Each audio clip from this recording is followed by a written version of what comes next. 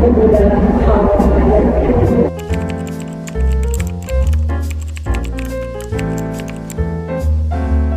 Jangan sampai dari waktunya dan bisa bedakan kata.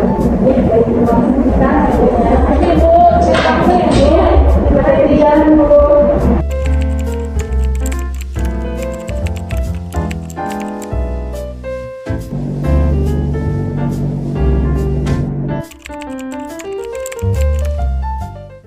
Assalamualaikum warahmatullahi wabarakatuh. Waalaikumsalam warahmatullahi wabarakatuh. Baik, selamat siang Ibu Supervisor, Ibu Dita dan juga kawan-kawan sekalian, Ibu Lutna, Ibu Parisa dan juga Ibu Anin. Jadi seperti yang sudah saya bicarakannya waktu itu, bahwasannya pada hari ini kita akan melakukan supervisi berbentuknya non-direktif dan budaya yang berbasis diskusi, supaya mungkin lebih enak aja kali ya kita bicara maksudnya. Mungkin untuk mempersingkat waktu, boleh pada Ibu Dita menyebutkan. Karena ibu-ibu guru juga sekalian sudah pada hadir, mungkin kita bisa merefleksikan tantangan dan kesulitan dari ibu-ibu guru sekalian. Mungkin bisa dimulai dari Ibu Lukna. Saya Bu, selama pembelajaran itu saya kesulitan dalam meningkatkan partisipasi para siswa. Oke, menurut Ibu apa yang membuat siswa yang Ibu ajar menjadi pasif? Mungkin pertama karena saya menggunakan metode ceramah, dan mungkin yang kedua karena siswanya itu sendiri kurang bersemangat dalam pelajaran yang saya ambil. Ibu terpikir tidak apa metode yang bisa Ibu lakukan untuk mengubah metode yang sebelumnya Ibu pakai untuk mengajar? Sebenarnya saya ingin mereka dibuat kok dalam pembelajaran sehingga mereka juga ada interaksi dengan saya dan teman-teman. Tapi saya pernah mencoba, namun kadang kita tidak ada implementasi. Oke, mungkin bisa dicoba dengan metode tersebut, dan mungkin dari sekolah, dari kita akan menyiapkan juga pelatihan-pelatihan yang akan membantu guru-guru untuk lebih aktif dalam mengajar yang Bu. Iya, betul. Menurut saya juga dengan kondisinya begitu yang mengalami tantangan tersebut, mungkin bisa menggunakan satu atau dua metode belajar yang baru gitu, dengan harapan siswa dapat merespon dengan aktif dan baik.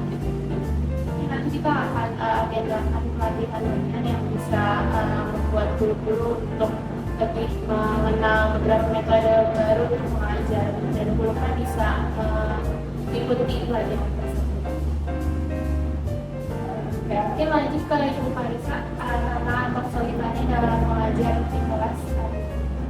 Jujur untuk saat ini tantangan saya dalam mengajar itu adalah saya cukup dalam mempelajari segi teknologi. Saya tahu memang penggunaan teknologi sangat bermanfaat gitu ya bagi pembelajaran, namun saya masih bingung gitu. Menurut Ibu, apa yang membuat Ibu kesulitan dengan teknologi? Karena di dunia yang sudah hampir semuanya digital ini kan pasti sudah seluruh individu juga hampir menggunakan teknologi. Mungkin karena betul mungkin karena di zaman sekarang sudah banyak yang menggunakan teknologi, saya cukup bingung dalam memilih gitu alat ataupun aplikasi yang bisa digunakan untuk membantu sistem belajar mengajar dengan baik.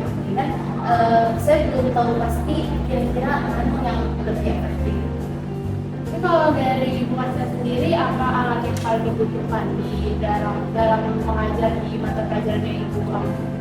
Mungkin untuk sebagai dasar bagi saya pribadi itu ya mungkin saya ingin bisa menampilkan PPT itu ataupun video pembelajaran agar murid-murid bisa lebih paham dengan apa yang saya sampaikan itu. Mungkin untuk PPT Ibu bisa dimulai dari aplikasi Canva ya Bu. Di sana itu sudah tersedia banyak template untuk PPT, dan Ibu tinggal memasukkan saja materi-materi yang ingin Ibu sampaikan ke dalam PPT, dan sudah sangat bisa kita bilang instan karena Ibu tinggal memasukkan materinya. Dan kalau untuk video pembelajaran mungkin Ibu bisa mencuri dari YouTube dan bisa ditayangkan di kelas. Iya, menurut saya itu juga suatu ide yang baik ya, karena biasanya langkah pertama yang sederhana itu akan mendatangkan hasil yang efektif sih.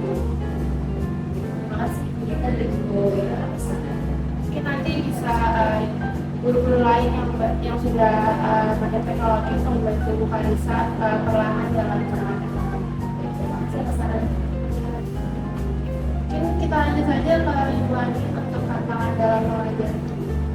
Sebelumnya terima kasih kita. Kalau dari saya sendiri, saya merasa sulit mengelola waktu. Soalnya tuh saya suka fokus ke satu materi, jadi materi yang lainnya tuh ada udah habis waktu ya. Ibu mengapa bisa hal itu terjadi? Maksudnya apa yang menyebabkan Ibu hanya fokus satu materi itu?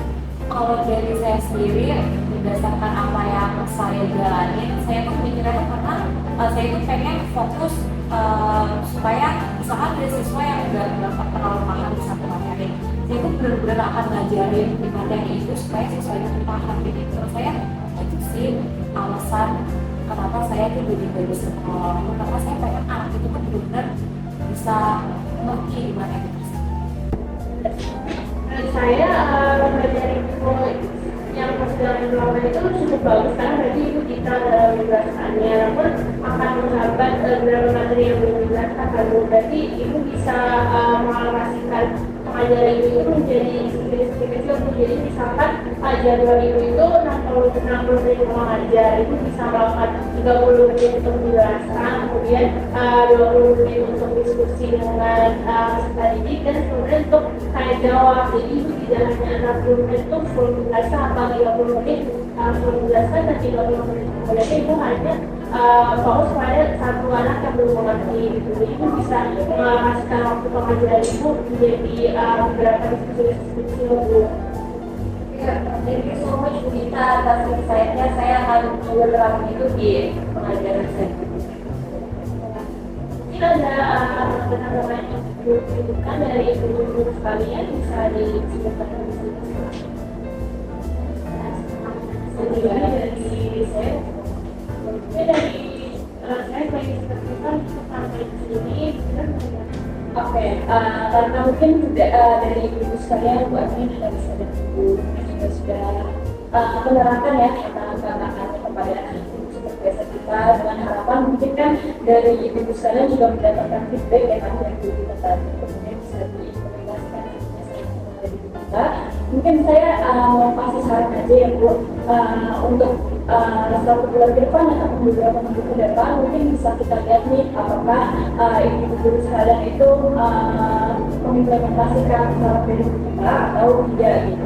Juga mungkin kita bisa next ke selanjutnya lagi dari supervisi selanjutnya, mungkin dengan pelatihan-pelatihan yang ibu bilang tadi mungkin bisa saya rencanakan dan juga saya tekan pada yang atas gitu ya, seperti itu. Berarti cukup ya ibu sekalian untuk hari ini. Sebelumnya terima kasih kepada Bu Gita selaku supervisor telah datang dan juga membimbing guru-guru lainnya. Kemudian terima kasih juga kepada ibu sekalian. Saya tutup agenda rapat pada hari ini ya.